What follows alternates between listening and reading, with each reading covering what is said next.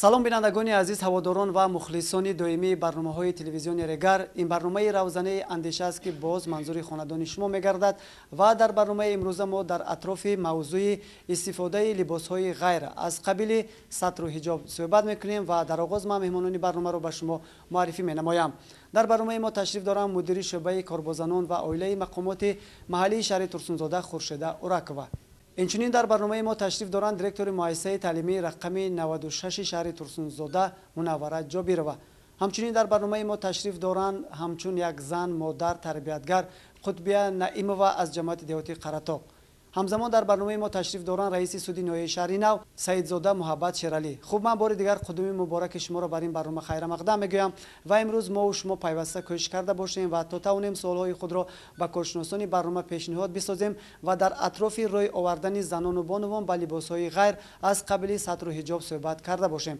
хуб, ман мехостам дар оғози барнома мудири шӯъбаи корбозанон ва оилаи мақомоти маҳаллии шаҳри Турсунзода инҷо сухан мекарданд ва мегуфтанд ки то чӣ андоза аз тарафи мақомоти маҳаллӣ оиди пешгирии либосҳои ғайр миёни аҳолӣ, миёни мардуми ҷомеа чорабиниву вохӯриҳо бароҳ монда шудааст. Марамад.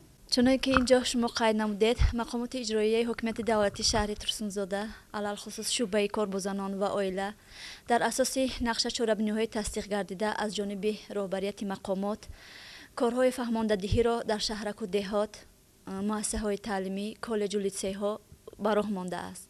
яъне ки дар як ҳафта 2 маротиба аз рӯи нақшаи тасдиқ гардида вохӯриҳо дар байни аҳолӣ ва толибилмон гузаронида мешавад. чуноне ки мебинем бо бурдани ин корҳои фаҳмондадиҳӣ дар байни аҳолӣ, яъне ки дастовардҳо қонеъкунанда нестанд. боз духтарони мо, яъне ки ҷавондухтарони мо тақлид ба фарҳанги бегона мекунанд. ман аз фурсати муносиб истифода бурда ба ҷавондухтарон гуфтанӣ ҳастам ки яъне ки тақлид ба фарҳанги бегона не, яъне ки ба мафкураи онҳо тақлид кардан лозим аст. дар солҳои охир пӯшидани сатру ҳиҷоб дар шаҳри Турсунзода яъне ки дар соли 2015 рӯ ба афзоиш яъне ки оварда буд, лекин дар соли 2017 ва охири 2016 каме яъне ки камтар ба чашм мерасад. мумкин ки ин аз бурдани корҳои фаҳмондадиҳӣ бошад ё ки ҷавондухтарону яъне ки модарони мо фаҳмиданд ки пӯшидани яъне ки ин либос яъне ки тақлид ба фарҳанги бегона ин ба фарҳанги миллӣ мо рост намеояд. аз ҳамин лиҳоз бошад мумкин. ташаккури зиёд Хуршеда Уракова. дар воқеъ шумо қайд кардед ки имрӯз мақомоти маҳаллӣ дар ин самт фаъол аст ва пайваста бо шӯъбаи корбозанон ва умуман бо ҷамоатҳои деҳот вохӯриҳои судмандро анҷом медиҳад то ки пеши ҳамин гуна амалҳои нангин гирифта шавад. ва ман фикр мекунам ки мардуми тоҷик дорои фарҳангу маданияту ва анъанаҳои миллии хоси худ мебошад ва ман фикр мекунам ки дар воқеъ баргузори ҳамин гуна чорабиниҳо як натиҷаи хуб ҳам медиҳад. ва ман мехостам дар барномаи мо Мунаввара Ҷобирова, директори муассисаи таълимии рақами 96 шаҳри Турсунзода фикру андешаҳои худро баён мекарданд. то чӣ андоза ин рафтор, ин кирдор ба мардуми мо хос аст ё на? фикру назари худро баён мекардед. либоси миллӣ муаррифгари ҳар қавму миллат буда, аз забонҳои қадим занони шарқзамини мо бо як иффати хуб, бо як назокати зебо, бо як қомати мавзун либосҳои миллиро ба бар мекарданд. аз ҷумла мӯйҳои худро майдабофӣ намуда, ба қош усма зада, ба чашмон сурма зада, либосҳои зебои миллӣ яъне гузаштагони худро ба бар намуда, таваҷҷӯҳи мардон, ҳатто таваҷҷӯҳи ҷаҳониёнро ба худ ҷалб намудааст. аз таърихи гузаштаи мо, аз ғазалҳои адибон, классикони мо маълум мегардад ки дар тамоми шеъру ғазалҳои худ оид ба зебоӣ, ҳусни зани тоҷик, қомати афзуни ӯ, либосҳои зебои ӯ суханҳои зиёде рафтааст. вале бо пешрафти ҷомеа, тараққӣ намудани ҷомеа, рӯз аз рӯз ҷои либосҳои миллиро мудҳои нав ба нав мегирад, яке муд мебарояд, ҷои дигареро танг мекунад ва кадом зане ки чӣ хеле хоҳад ҳамон либосро ба бар мекунад. ҳол он ки ҳар як зан бояд мутобиқи ранги пӯсти худ, мутобиқи қомати зебои худ, мутобиқи сину соли худ либосҳоро ба бар кунад. خب لباسی ملی ما این لباسی اطلس است. هم با مردم پوشیدن لباسی ملی خاص است. خب همچون که در دایره آدابی سخن میگویم، در دایره آدابی رفتار گفتار، یعنی پوشیدن لباس هم این دایره آداب و اخلاق حمیده انسانی را داراست. انسان باید هم لباسی رسمی داشته باشد، هم لباسی در خانه می پوشیدگی، هم لباسی که به توی و معرکه ها می رود در علاهیدگی باشد. پوشیدن هر گونه لباس ها هم بعضا رنگ و نمود بعضی جوانان را کاسته می گرداند. پیش از همه در انتخاب لباس هم زنان سن سالش کلان سال هم یوشا نگاه کنند به آینه که همون متا به وی زیبنده است یا اینکه نه. بسیار وقت پوشیدن لباس هایی که به ما بیگانه است مد شده است به بعضی جوانان. این مثلا سطر عورت میگویند، از جهت دین مبین اسلام گوییم سطر این همه روی مال است. عورت این حال هم دوام دارد در یک قبیله هایی که همین زن رو عورت میگویند. این پوشیدن همون رومال است و پوشیدن سطر به ملت ما این درست نمی آید. بعضی ها هستند که لباس های کبود رو به بر میکند. این همچون رمزی لباسی عزاداری است. حتی ما در وقت عزاداری هم این لباس رو به بر نمی کنیم. همین گذشتگان ما بیبیم دیگران میگفتند که هم یک کرته سفید گلکش کمک سوزدار رو پوشید هم می شود. بسیاری عزاداری بعد هم این خاصیت خوب ندارد. ولی امروز اکثریت جوانان رو میبینیم که لباس های سیاه دراز رو به بر میکنند، لباس های کبود میپوشند، یا اینکه لباس های سفید رو که به قوم های خلق افغانستان و ایران و دیگر جاها مناسب است آنها رو به بر میکنند. یک مثال عادی میارم. در تاریخ زندگانی نیم عصره خود من یگم بار ندیدم یگم قول و ملت دیگر رو که لباس ملی ما رو به بر کند. حتی در یکی از چهاربینی ها خواننده مشهور ایران زمین لیلا آمدگی بود. وقتی که به وی کرته اطلس و تاقی را تحفه کردن، وی از بس که پوشیدن لباس های دیگر قوم و ملت به ما منع است، من به خاطر من جوانو همین تاقیش را به سرم میگذارم گفت. پس چرا در دیگر مملکت ها پوشیدن لباس های ما منع به دست ما چرا لباس های قوم دیگر را به بر میکنیم و عنعنه ملی گذشته خود را فراموش میکنیم؟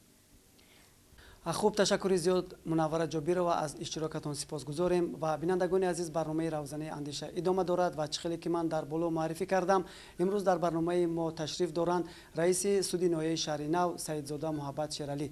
و شما که همچون یک زن هستید در مقام سودی کار و فعالیت میکنید، چی نظر دارید تا چه اندازه امروز خاص است که مردم ما با همین لباس های غیر رو می آوردن؟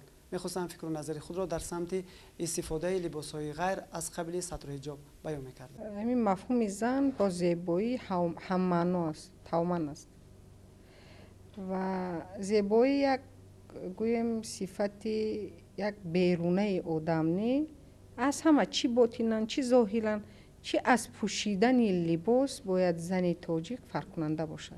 زیرا لباس هم یک قسمت فرهنگ ملی ماست.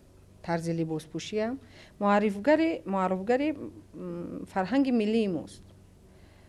در ناحیه شهر نو هم بعضن هستن اشخاصی که تکیه به نمون لباس پوشی بیگانه میکنن، یعنی بیگانه پرستن، اون چیزی که به ملت ما خاص نیست، از اون جمله سطر و حجاب و دیگر از آن به چشم میرسد.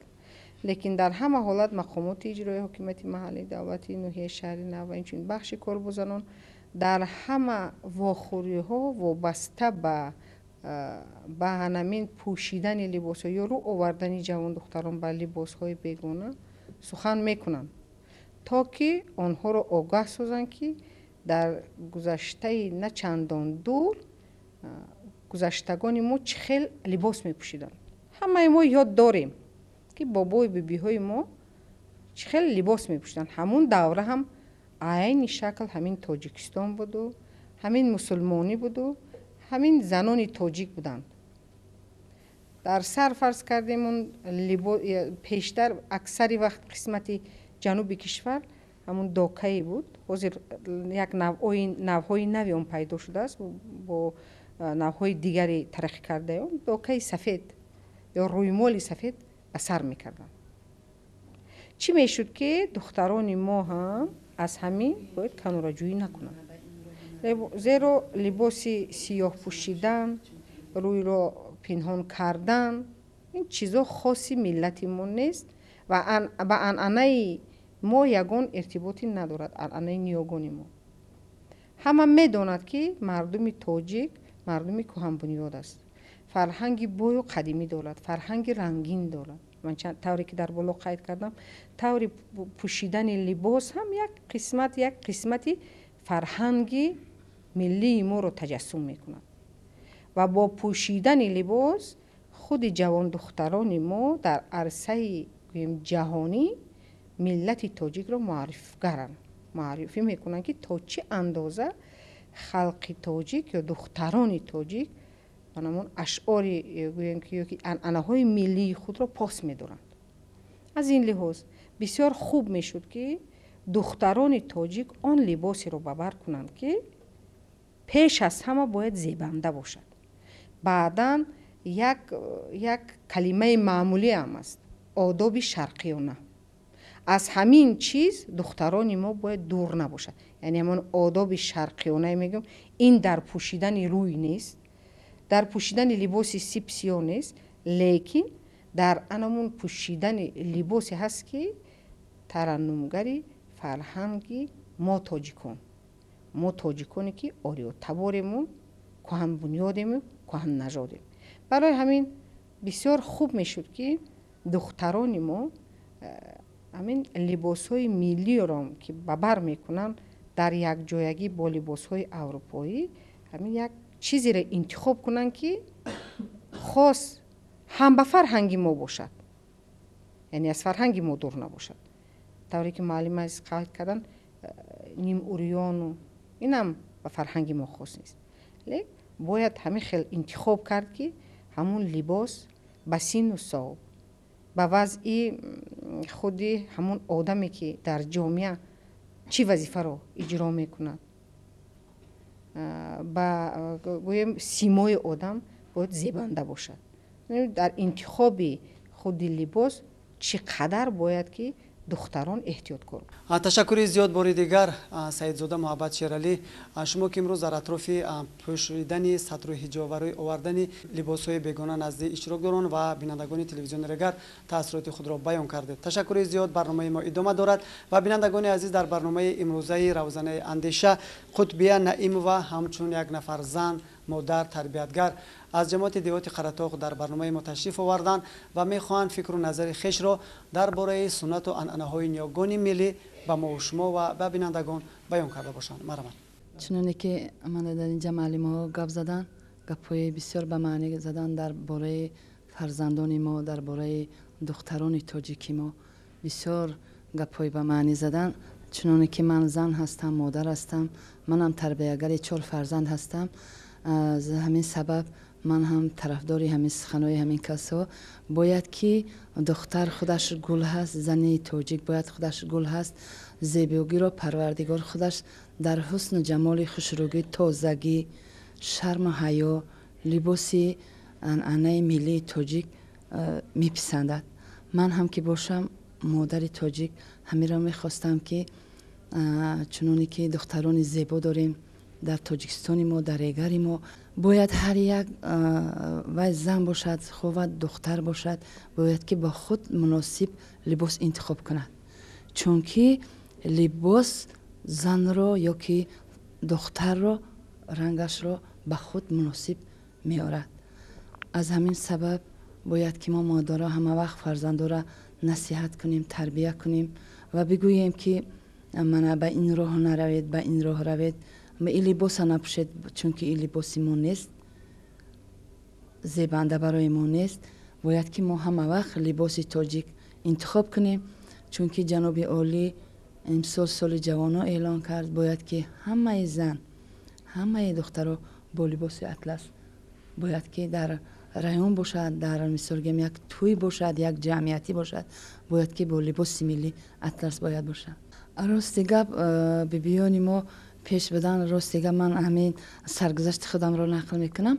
با کرته های گلدوزی، آستیناشون گلدوزی بود، گردی دومنشون گلدوزی بود، دوکای سفید، چون که معلم گپ زدن دوکای سفید به حد زیبنده بود، میزیبه یا که گردی بود، پیش گردی بود، گردی ها رو کرته میکردن، رومال میبدستن، چون که رومال هیچ کاره بیزیب نمیکنه. یگون کسا یا که مثال گیریم کرته های ملی تاجیکی اطلس بسیار حجرم هستن.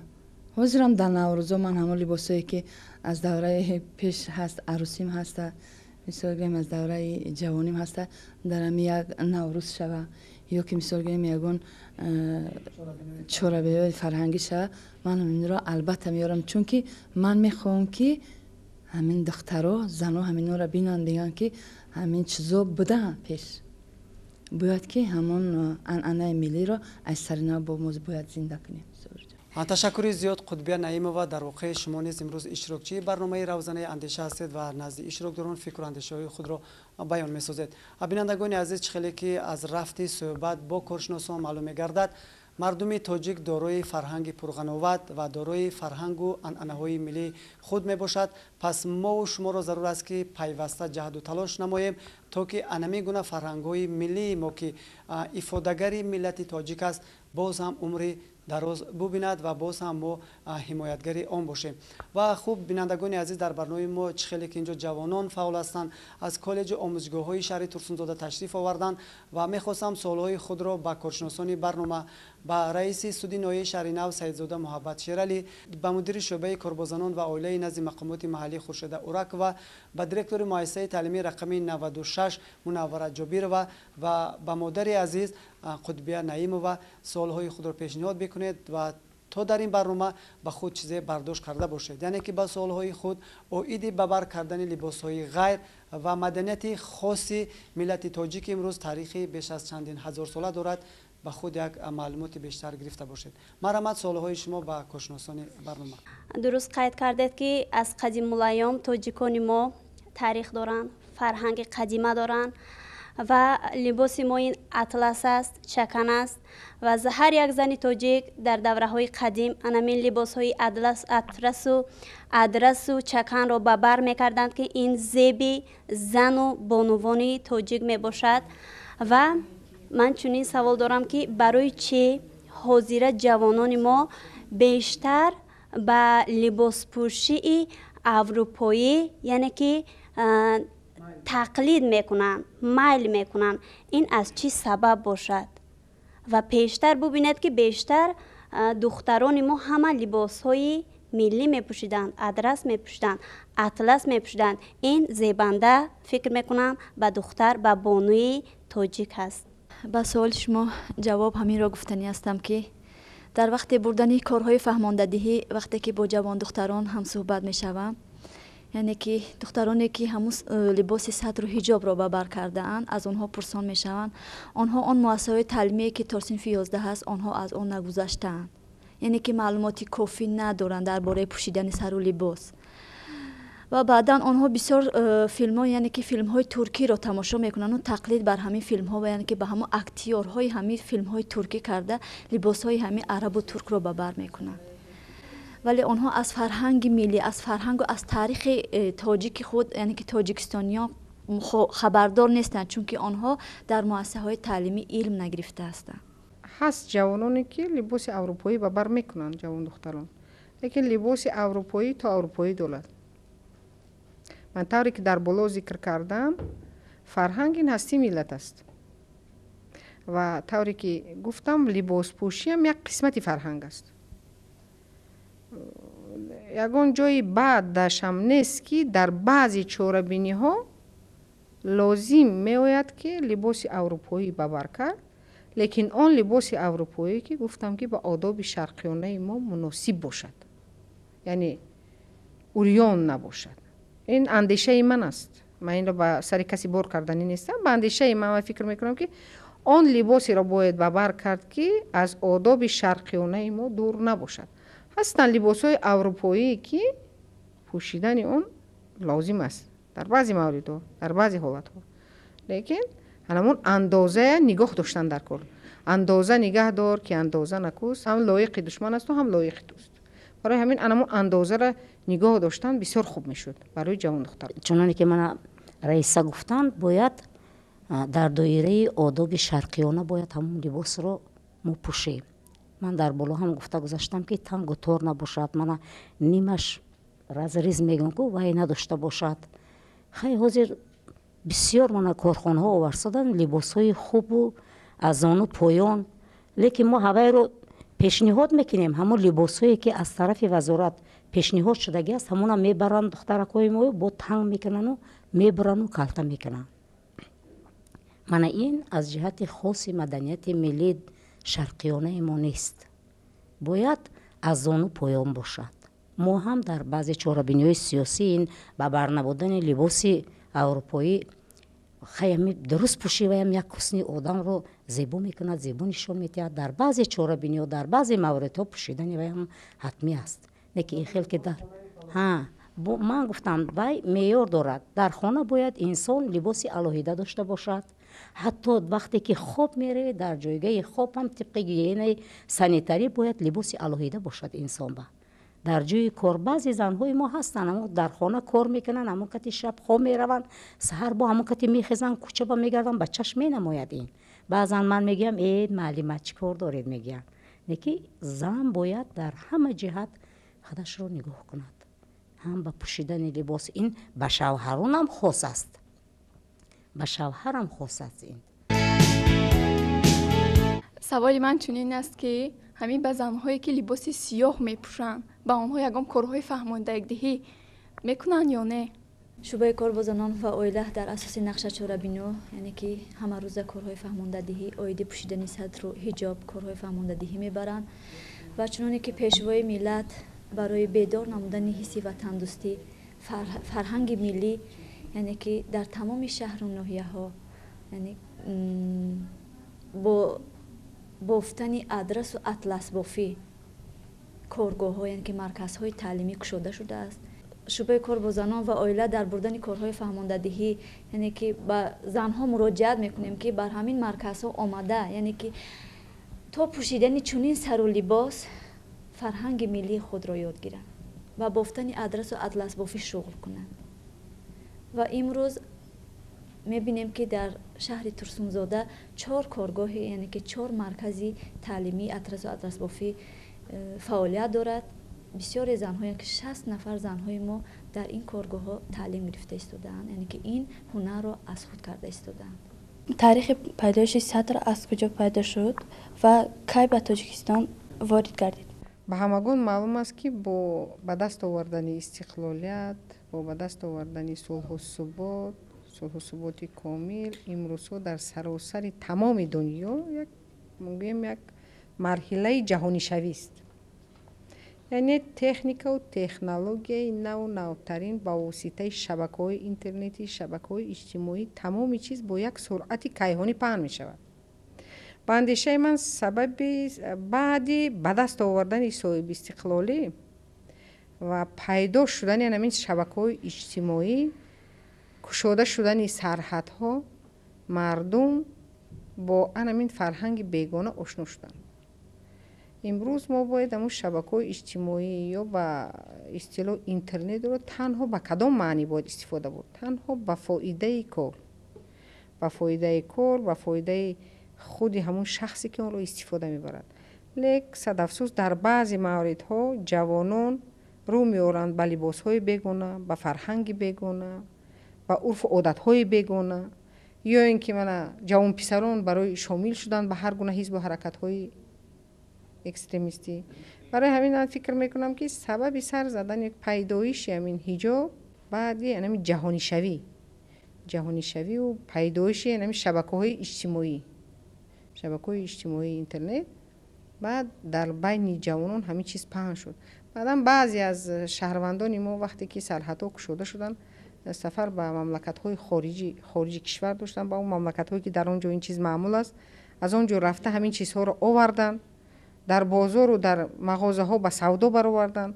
بعد از اون همین چیز هم شد که بین جوانان همین یک چیز موج شد، به اصطلاح گوییم پهن شد و مردم همین لباس رو ببر کردن. حکن ستر و حجاب رو بسیارتر مملکت در دولت ایران در مملکت‌های عرب استفاده میبرند که عموما این به فرهنگ ما بیگانه است. اون چیزی که هست امروز ما از اگر تاریخ رو ورق زنیم ورق‌گردان کنیم ما میبینیم که به فرهنگ مردمی تاجیک کدام نمود لباس خاص است. زنان دوره شوروی هستیم. در دوام 50 سالی که عمر به سر بردم و زندگی کردم، در دوام عمر نیم عصره خود همه خیلی لباس پوشی رو در یگم جو دیدگی نبودم. لباس ملی ما همین لازمه و کرته که از زانو پایان است.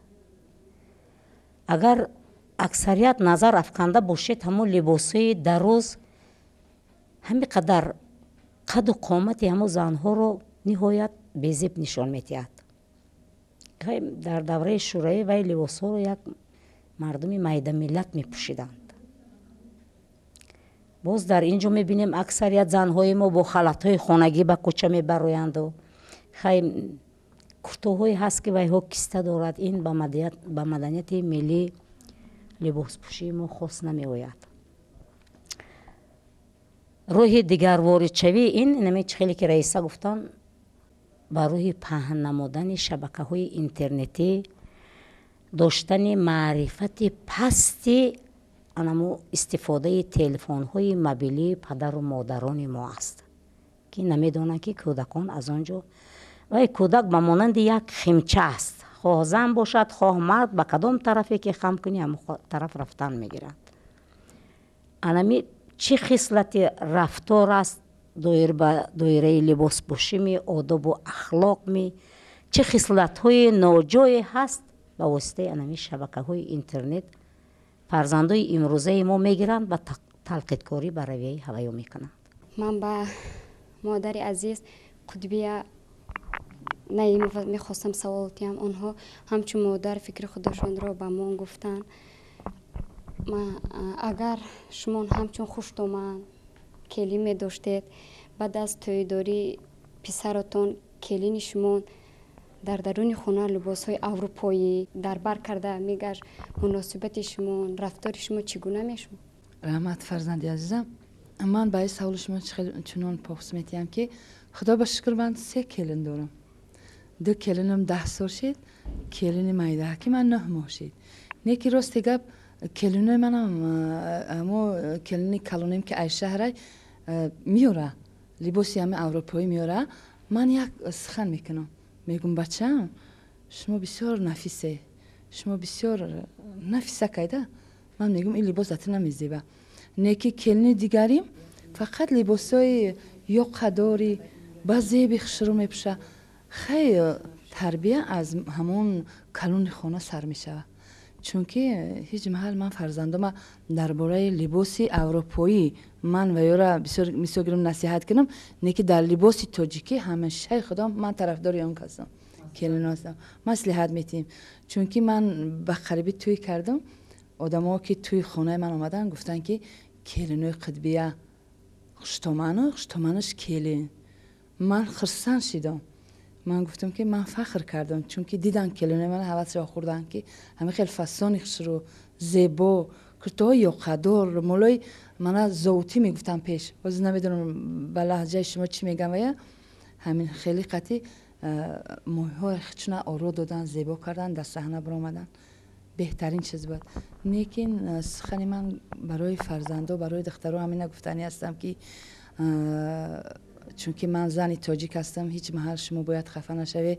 باید که هر یک انسان کرتره به همون لایقی بدن خود رزمیر کرده پوشه. چون که هیچ محل از کرته تاجیکی یگان کس به حیا نمیشه، به شرم نمیشه، به قدر و به قیمت نمیشه. پدر و مادر وقتی که یک از فرزند شما رو نام شکیگی برداشت پدر و مادر شما فخر مینه که از روی فرزندم یک کس من رحمت گفت. برای همین از همه چیزی زیبا لباس تاجیک است، چون که جناب عالی همه وقت خدا در هر یک پیامش، در هر یک برآمدش زن تاجیک میگه که لباس اطلس، ادرس یا که چکن میگه و برکنه این ملت ما را بر قله‌های بلند میبره. منم طرفداری همین سخن جناب عالی هستم.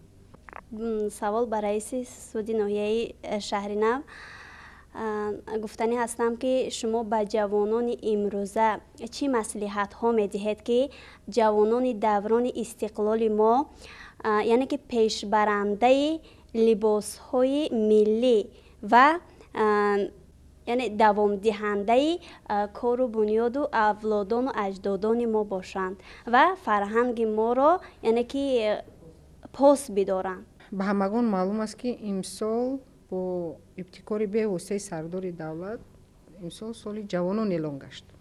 با این باید که شما جوانان فخر از آن باید داشته باشین که خود شما در مرکز دقت سردار دولت هستیم. یعنی سردار دولت توجه خاصه خود رو به شما اظهار نمودن. بعداً امروزها در تمام ناحیه ها از جمله در ناحیه شهر یک مرکز جوانان افتتاح گشت. در آن همین چخیل گفتیم در بالا معلم عزیز قید کردن یک کورس های بازآموزی ادرس و اطلس بافی، زیبایی پرستی، دوختن سر و لباس ها، حالین بافی، این در همون 7 جماعتی که در ناحیه شهر نو است همین کورس های ادرس و اطلس بافی براه مانده شده است. این به کدام خاطر است؟ به خاطر اونی که دقت جوانان ما به فرهنگ ملی ما باید جلب کرده شود. بعداً جوانان باید که بسیار بسیار از بالای خود کار کنند. به کدام وسیله؟ یعنی کتاب بخونند. با راه کتاب خواندن از فرهنگ ملی خود آگاه بودند.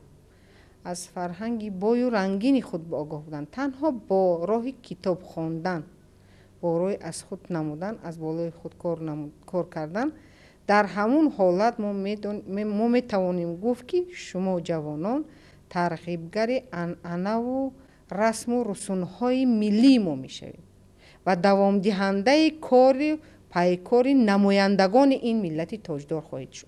بار دیگر من تشکری زیاد میگم، اظهار سپاس میکنم از اشتراکگران برنامه و چرا که امروز در برنامه ما تشریف دارند و فکر و اندیشه های خویش را، فکر و نظر سالم خود را در اطراف روی آوردن زنان و بانوان به لباس های غیر از قبیل ستر و حجاب بیان کردند. بینندگان عزیز، برنامه روزانه اندیشه ادامه دارد و بار دیگر به سمع شما میرسانم که امروز ما در اطراف روی آوردن جوان دختران و زنان به لباس های غیر و بیگانه صحبت میکنیم و فکر میکنم که مردم تاجیک دارای فرهنگ ملی خاص است. همچنین زبان، فرهنگ و طرز لباس پوشی هم این معرفگر قوم و ملت های هر یک دولت است و امروز که مردم تاجیک با لباس های ملی خویش از قبیل چکن، اطلس و ادرس میان دیگر قوم و ملت ها شهرت خاصه پیدا کرده است و من میخواستم در اینجا باز رئیس سودی ناحیه شهر نو معلومات پیشنهاد میکردند که چی باید کرد که امروز جوانان ما باز هم لباس های ملی خود را بیشتر به بر بکنند، دست بکشند از لباس های غیر و بیگانه، چرا که وای خاص ملت ما نیست. همچنین به ملت ما شاید که داغ هم بیارد. وقتی که ما زن تاجیک را با لباس ملی میبینیم در وطن، افتخار از آن میکنیم که امروز حکومت جمهوری تاجیکستان وزارت فرهنگ نسبت عنعنه های ملی خویش مراق نیک ظاهر میسازد. مردم تاجیک را با فرهنگ پرغناوتش امروز میشناسند، حرمت و احترامش میسازند. شما میگفتید که جوانای ما بیشتر به کدام کارها مشغول باشند، بیشتر چی کار کنند که از پوشیدن لباس های غیر و اروپایی دست بکشند، چرا که آن خاصی مردم تاجیک نیست. در واقع کوشش کردن در کار که مردم از فرهنگ خود دور نشود. بله، با خبر باشد و دور نشود. وقتی که از فرهنگ دور شدیم ما، از فرهنگ وقتی که ما دور شدیم، آنگاه آهسته آهسته ملت هم رو به نیستی می آورد، بیگانه می شود. بعضی هستند خلق و قومیت های در جهان که آنها میخوان صاحبی چی باشند؟ دولت باشند، صاحبی زبان باشند، صاحبی نشانه های رسم و آیین باشند، صاحبی نشانه های دولت و دولتداری باشند. لیکن کوشش آنها برعکس می رود، نمی شود. мехоҳанд намешаванд. имрӯз мо бояд шукрона кунем ки соҳиби давлат ҳастем, давлати соҳиб ихтиёр ҳастем, давлате ҳастем ки соҳиби тамаддуни пурғановат ҳастем. Дар воқеъ бою рангин давлат ҳастем ки моро дар ҷаҳон мешиносанд бо фарҳангу бо тарзи гуфтору рафтору бо тарзи либоспӯшии мо.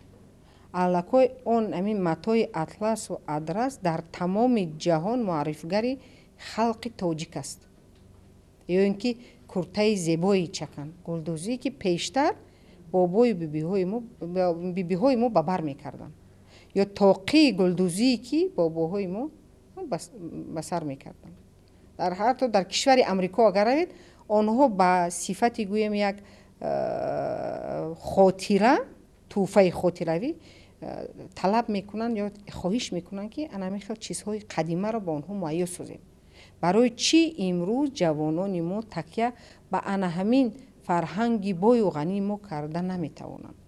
мо бояд пеш аз ҳама ҷавононро дар рӯҳияи баланди ватандӯстӣ, худогоҳӣ, хештаншиносӣ, миллатдӯстӣ, фарҳанги миллиро ҳурмати эҳтиром кардан, арҷ гузоштан ба фарҳанги миллии ниёгон бояд тарбия намоем.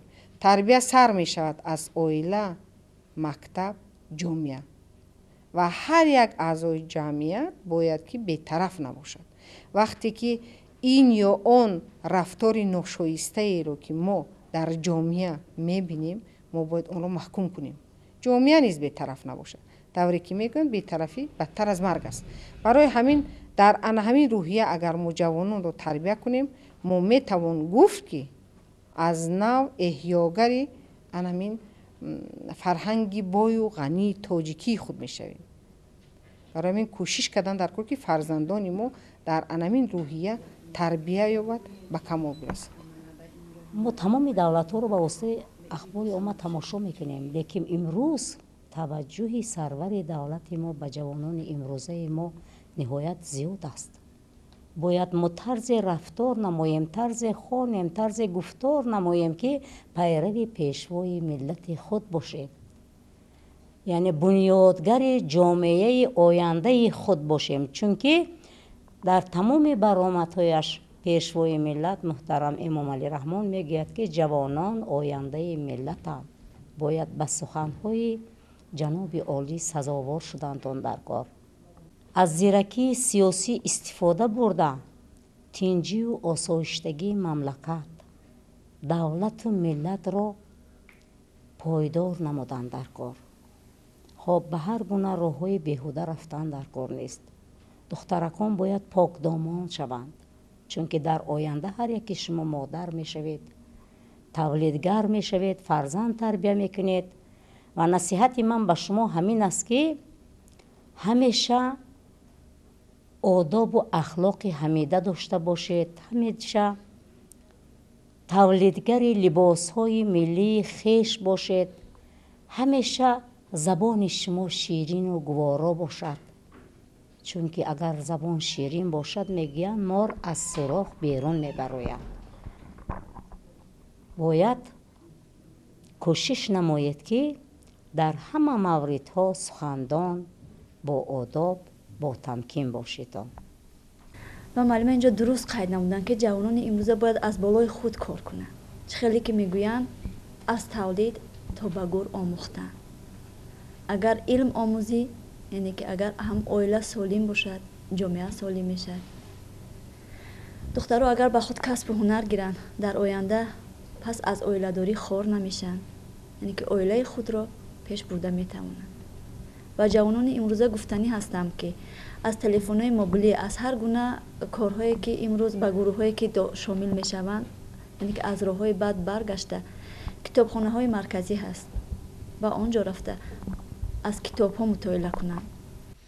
хуб, ман бори дигар изҳори миннатдорӣ ва сипоси беандозаи маъмурияти телевизиони Регаро ба коршиносони барнома, ба донишҷӯёну хонандагони муассисаҳои таълимии шаҳри Турсунзода баён месозам, чаро ки дар барномаи навбатии равзанаи андеша ташриф оварданд ва оиди ба даст овардани маълумотҳои хуб дар самти рӯй овардани ҷавонон ба либосҳои ғайр аз қабили сатру ҳиҷоб ба худашон як маълумотро дастрас карданд. ва фикр мекунам ки баъд аз анами гуна суҳбатҳои самимӣ, баъд аз анами гуна вохӯриҳо, мулоқотҳо ва роҳандозӣ кардани корҳои таблиғотӣ боз ҳам мардуми мо ба худ ба як андеша меоянд ва хулоса мекунанд ки либосҳои сатру ҳиҷоб ин моли мо нест, ин муаррифгари миллати мо нест ва фикр мекунанд ки мо бо анме гуна либосҳои атласу адрас ва баъдан бо либосҳои чакане ки инҷо ҷавонони мо ба бар карданду омаданд ва миллати тоҷикро дубора муаррифӣ месозанд, ҳамин гуна вохӯриҳоро бештар роҳандозӣ бикунем ва ҳамеша пайрави сиёсати хиратмандонаи роҳбарияти олии кишвар, президенти муаззами кишвар Эмомалӣ